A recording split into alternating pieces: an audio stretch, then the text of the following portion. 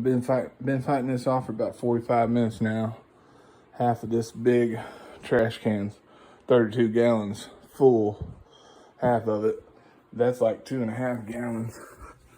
But that thing right there, well, AC unit's above this, and that's the main sewer lines connected to that drain line, and all of it's backing up.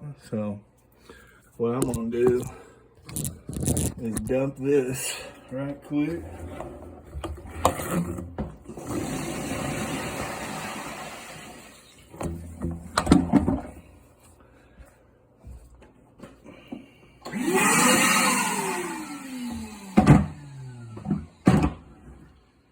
I'm gonna dump that right quick.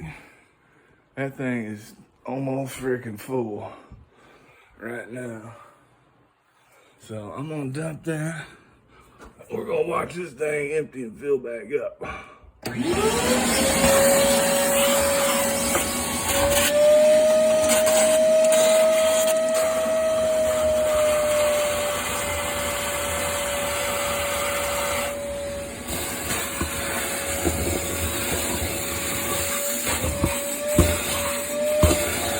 Put flex seal